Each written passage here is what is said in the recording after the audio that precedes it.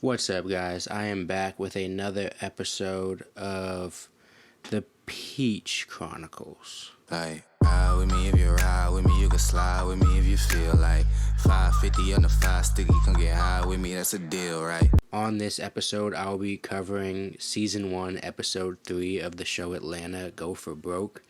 As I've introduced in previous episodes, I believe it is a travesty that Atlanta doesn't have a full, comprehensive podcast and more lore written about it. I think that it is one of the greatest TV shows that has ever been put on television, and so I'm going to do something about that. In this episode, though, Earn is still struggling. The name of it's Go for Broke, and Earn is still very, very broke. But so is Paperboy, and so is Darius, and so is Van. Like, none of them have money. All of them are struggling to some extent. All of them are trying to figure it out. Earn and Van have Lottie, their daughter, that they're also trying to figure out how to co-parent with their very complicated relationship. So, let's get started. So, in the opening episode, Earn is at a fast food restaurant and he orders a kid's meal. And it just automatically starts out as Atlanta. As soon as the lady says, I don't see no kids. Yeah, I don't have a kid with me. I'm gonna eat it. Well, only a kid can order a kid's meal. because we all know that's ridiculous. I have personally ordered a kid's meal at McDonald's as a side because I wanted a meal, but I also kind of want some more fries and a little burger or some shit. Or back when I was in college, on the app, they used to have a buy one, get one free kids meal, which is pretty much a normal size fry, 2 small drinks, and 2 burgers for $3.50, which at the time was perfect for me. So with all this being said, we all know how ridiculous the idea is that at especially a fast food restaurant, that you can only have a kids meal. But it also shows the desperation that Earn is, because only people that are as broke as he is are that desperate. You don't have to be a kid to get a kid's meal, okay? Do you have to be a Van Holyfield to get the champ? To argue about it. Because obviously it's ridiculous, but you know you're getting pushed to that brink when it really, really like matters, that extra $1 to $2. Because I bet he could get an adult hamburger for like $1.50 more than that kid's meal, but he needs that $1.50, and when that $1.50 matters that much, that's when you fight for it. And so he sits there and argues with this lady about not being able to buy a kid's meal, which we all know is ridiculous, and then he leaves still hungry, gets some water or whatever, and moves on. But it shows where he's at in life right now, because to sit there and argue with a young woman in a fast food restaurant over these type of numbers, you know life is hard. And I'm going to bring up the intro because I'd love to film one like that. I love the Atlanta intros where it's like random. He's in a fast food restaurant, so Atlanta is shown next to the logo. Atlanta is shown next to a mop on the tile floor, which you would know would be in a restaurant like that. I love how Atlanta's produced. The logo is produced differently in every episode. It's definitely a very small feature of the show, but it's something that I really like about it. It's creative and I like it. And next, for Atlanta to really hone in how bad Earn is doing, it's raining outside. Like in an episode to be filmed like this, he has to use his jacket to cover his head. It's raining outside right now. Things are all going bad for him, and he's on the way to Paperboy's house. And as he's going to Paperboy's house, obviously, my favorite part of the episode, per usual, is when they show Darius. Darius is in the background ironing out money. What the hell is he doing?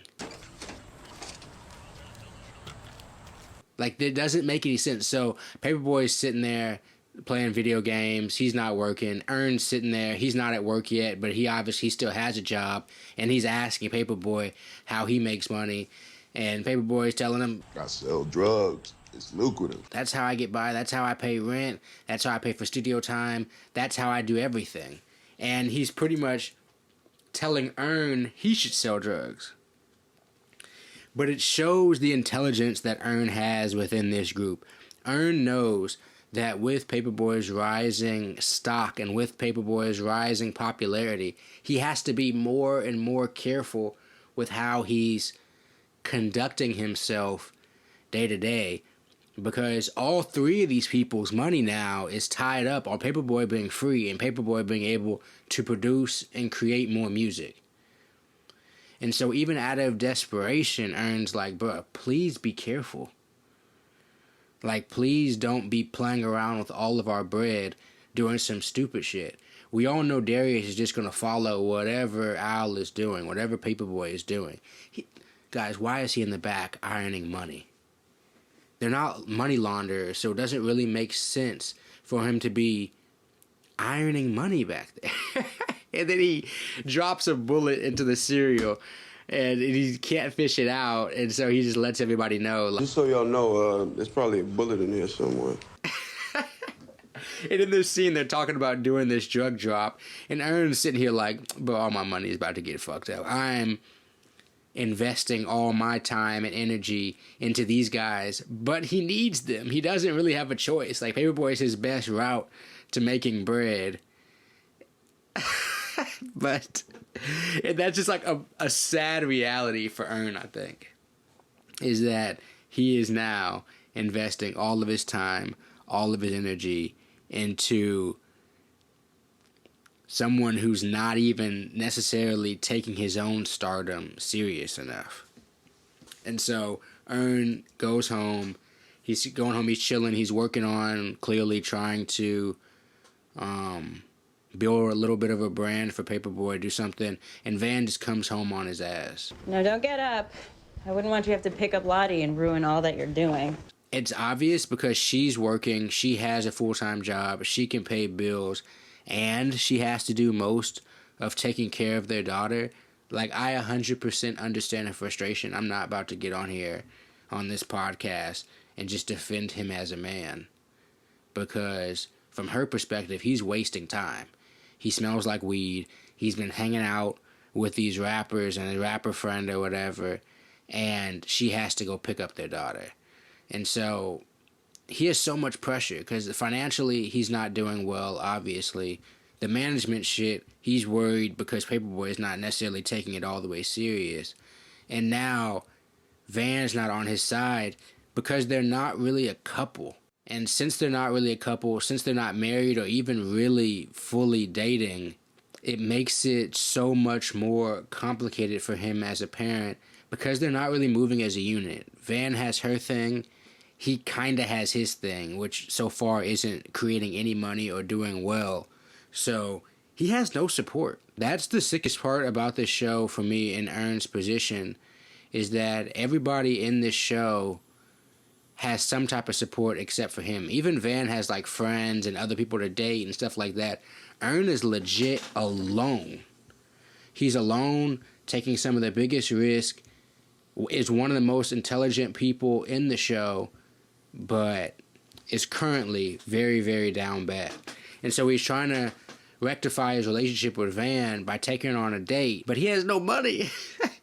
Modern day dating is extremely expensive.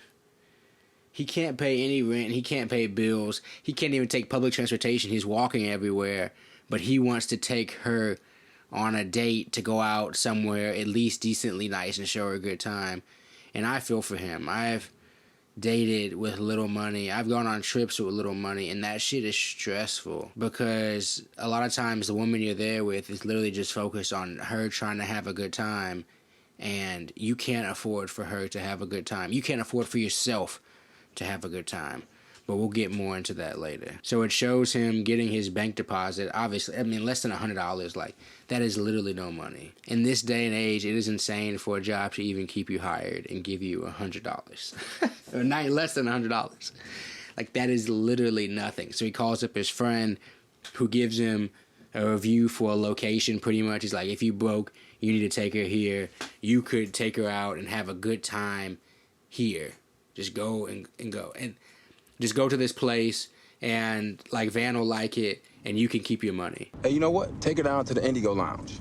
So Earn thinks he's good. Like, he's going to show Van a good time. He's going to chill with her. He's going to drive her car out, and think that it's gonna go okay. And the dude who's his coworker from the first episode, who's clearly, moving forward is a very minor character, but the dude is talking about his other hoes in front of a woman, I'm guessing, quote, one of his hoes that's driving him. And he says, I know you was not just listening to my conversation. of course she is. She's sitting right next to you, and you're talking about other hoes. And this dude has multiple hoes and is getting driven around by a woman, and he has the same job as Earn. How does this even work? Like, that's really how life is, though. I knew niggas who were, like, failing in school. Like, I know they didn't have a job, but they living well. Either, like, and obviously if you're in college, you could be somebody's parents or whatever, but this other dude, he must just have game, and he's figuring out ways to make more money because Earn is down bad, and this dude is getting driven around by some woman and talking about other hoes while this other woman is driving him around. So even other people who have the same employment as Earn are more up than him. But he thinks he might be in for something special once he realizes, all right, there might be a place I can afford to take her, a place we can go out, I can just, like, chill there, buy a little food, and get on. But that's, as any man knows, that's not how dating works. Shit, I might just win tonight. It's literally never that simple. You need to have extra money, because you can't account for what she wants or what she wants to do. But what I do think this shows is that he's trying. Because he could be a bum in all areas and not give him any effort. But I truly believe that they wrote his part to be like, no, he's trying. He's trying to convince Paperboy to be better. He's trying to show Van he can be better. He's trying to be better for himself. And he's even trying to be a better dad. He's trying to be there for Lottie.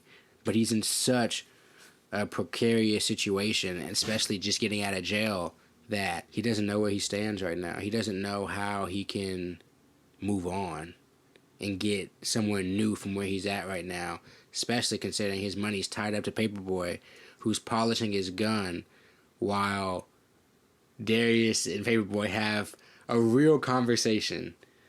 Like how he said, because he names his pistol Daddy, and then Paperboy thinks that weird, and he's like, so is it weird when your girl calls you daddy? And Paperboy's like, yeah, there's a problem if a woman ever calls you daddy. And so, and that's a conversation that obviously men know that men have. Like whether you would like a girl to call you daddy or poppy during sex or whatever. And they discuss that in the kitchen while they're cleaning their guns.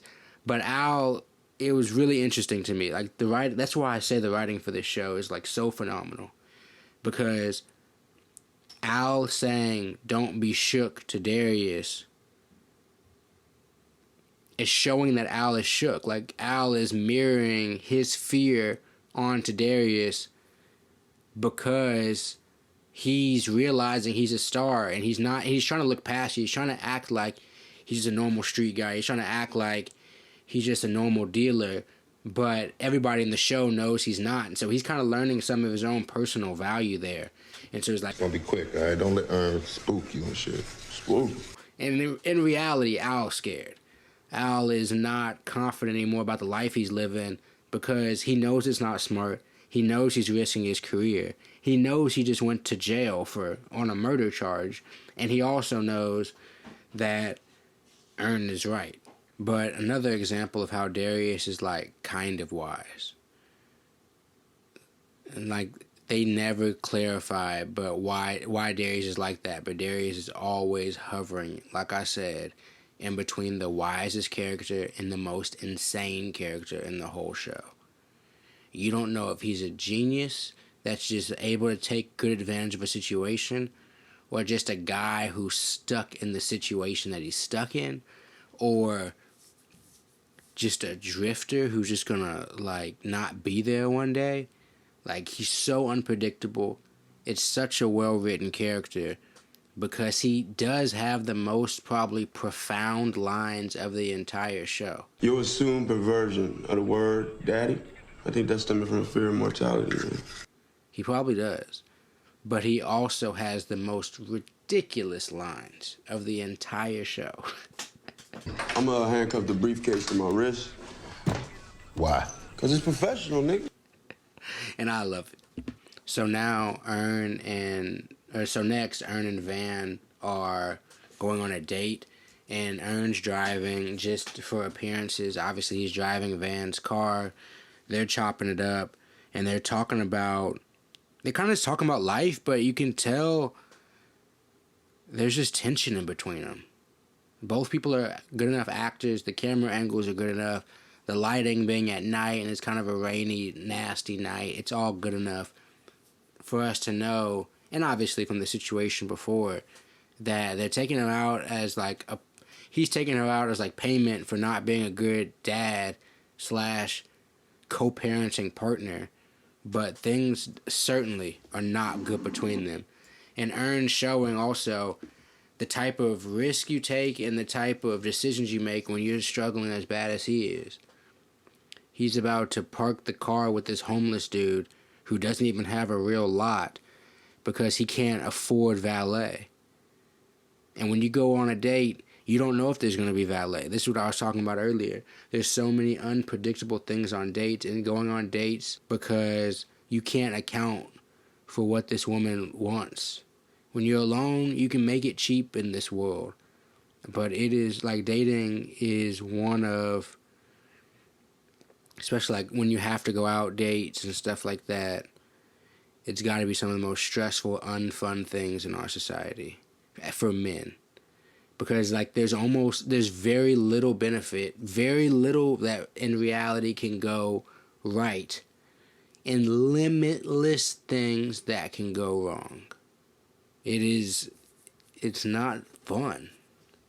Like having to go on a date like this, especially if you have no money. If you have money, it can like kind of be fun as long as the date is fun. The person you're trying to go on a date and the situation is fun. It can kind of be fun. Like these dates that are like, especially in their situation, when y'all are already on bad terms, that's the worst dating. Is when this is a sorry date. Like we're not even on good terms right now, but we're going to go out because we said we were going to go out. Oh God. Lord have mercy.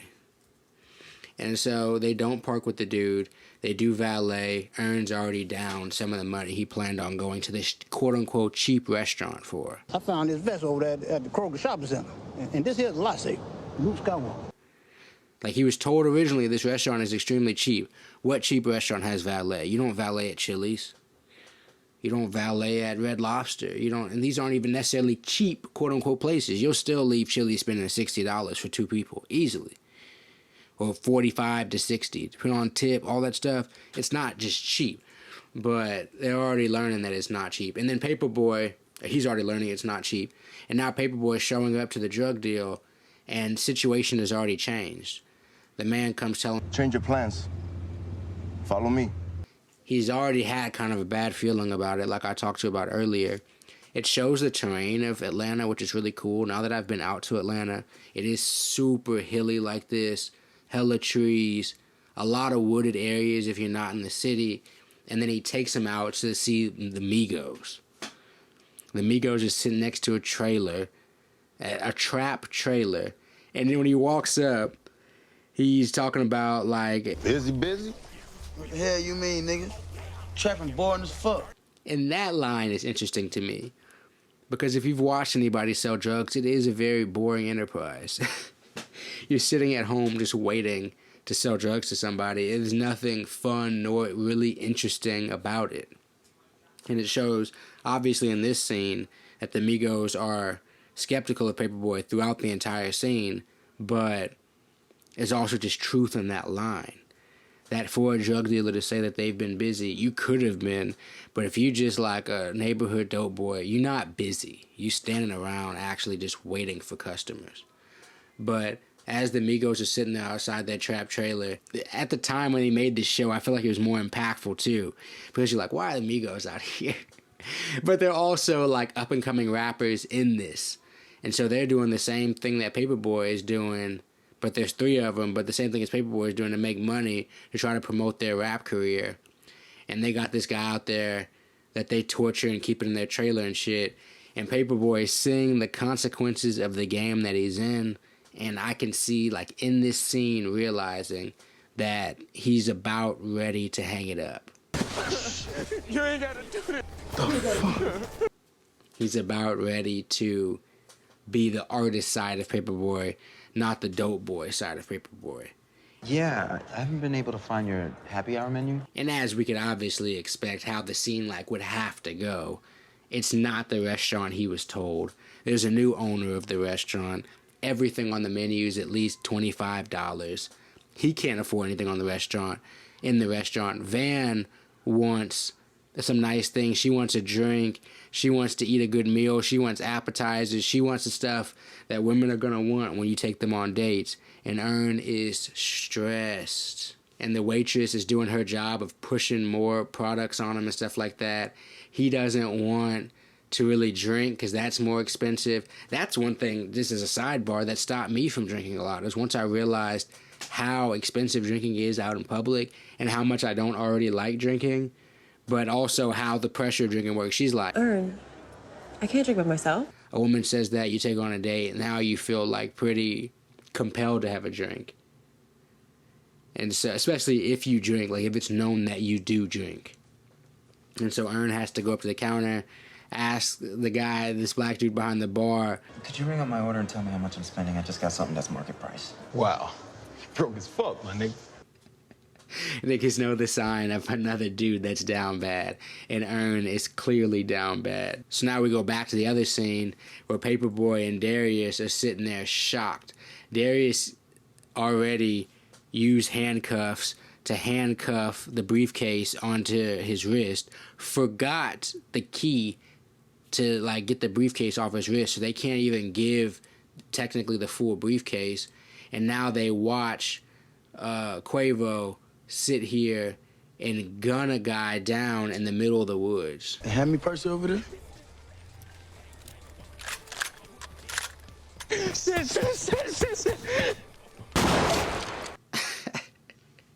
I think at that point, like, he's done. I think at that point right there, like, Paperboy is done being a dope boy. In my personal opinion. Like, if I had to say so far in the show what I've seen as a turning point, I think that he's completely finished at least wanting to be a dope boy. Like, thinking that it's okay, thinking that it's cool, thinking that it's an okay alternative. I think that's over for him. And Ern is done wanting to be broke. Fail in order to discover what actually works. You know? People don't think there's a process to being happy. And obviously nobody wants to be broke, but Van is sitting there like guilt-tripping him for following his dream because he's not as present for his daughter. But what's he supposed to do? He has a dead-end job. We find out way later in the show, and I'll bring this up because the show is over, but we find out way later in the show that Ern doesn't have a college degree. The college shit didn't work out for him, and we can assume that because he never was able to get a good job. He's had dead-end jobs. He has no money, so we can kind of assume that college didn't really work out for him. We find out why much later, and obviously I'll get to that in weeks from now. His date's not fun, and going on a not fun date is ass. And so when we go back to the Migos sitting with Darius and Paperboy inside that trailer, Ern calls Paperboy and asks him for some money. But the Migos already don't trust Paperboy because they're like, Paperboy, You just got arrested, dog, for murder. You was locked up for murder, right? Now you back? Man, that's kind of fast, dog. you just got out of jail for murder. It was in the news. So he's seeing how big Paperboy's name is ringing in the streets now. Like, Paperboy is known. So, like, can we trust you? How'd you get out of jail so fast if you're in there for murder? What's going on? How'd you be able to re-up this quick if you just got down bad paying for lawyer money? So it's stuff that a normal person wouldn't know necessarily about somebody that's on the street if it wasn't on the news because he's a celebrity. His name is getting bigger, and he can't control it. And it's, in some instances, works out for him. Like in the last episode, when he got the better wings and shit like that, it worked out for him. But when it's not working out for him, it's a negative. And this is exactly what Ern talked about. Like, your profile is rising. You need to be more careful in these streets. So after the call, Ern asked Al to send him some money. and he gets out of the restaurant situation. Can you do me a huge favor and put $20 in my account? He gets out of the restaurant situation. And so after the restaurant situation's all over, a bad date's never going to really reverse. Paperboy and Darius are allowed to leave, and they're pretty much out of the streets. Earn gets home from his shitty date. He got his card through because Al gave him some money, but Van's not happy with him. Van's not happy with the way he's parenting, the way what he wants to do, and she's taking digs at his dreams, and so he takes a dig at her dream about a boutique that she wants. You know, being a rapper is something that a high school kid wants to do. Unlike opening a fashion boutique, which is super unique. And another highlight, the genius of the writing of this show. They never have to show Van wants a boutique, but we see it. Like, they're both dreamers. We see that he's dreaming, she's not supportive of his dream, she's dreaming, he probably hasn't in the past been very supportive of her dreams, and so they're stuck in a situation because they're both Lottie's parents, but they may or may not be what's best for each other. Because Earn is trying, and Van is trying. Van tried to have a business, she works, she pays rent, she takes care of her daughter. Earn has a daughter, obviously also tries to take care of her, is present, is trying to be there for Paperboy and make good decisions there, currently has a case. A lot of stuff going on. A lot of stuff going on. And to cap off the broke evening that he had. I'd like to report a debit card stolen. That is like the old college trick. I've never done it, but I know friends that are like, man, I went to 6th Street. This would be in Austin. I went to 6th Street last week. I spent way too much money at the club.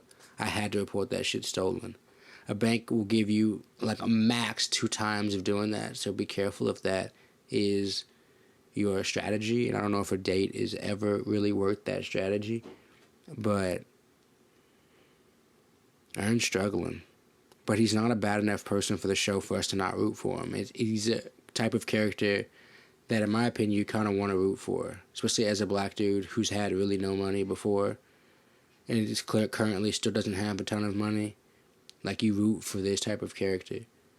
You root for Paperboy, I think, as he kind of faces some of this stuff of, like, leaving the hood. And you just enjoy observing Darius, in my opinion, at this point. Like, Darius is literally just free. He's slipping in and out of society.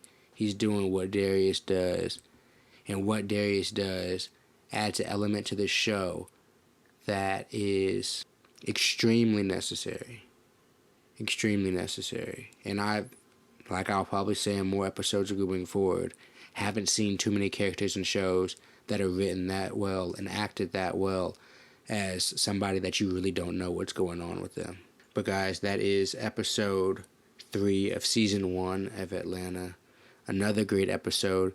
A little bit, if we're talking about anime, a little bit more of a filler episode, but it's showing their transition. It's showing the things that are motivating that switch in mindset for Earn to start being a better manager, that switch for Van to accept that this is his new path, and that switch for Paperboy to know, like, man, this ain't what I want to do anymore.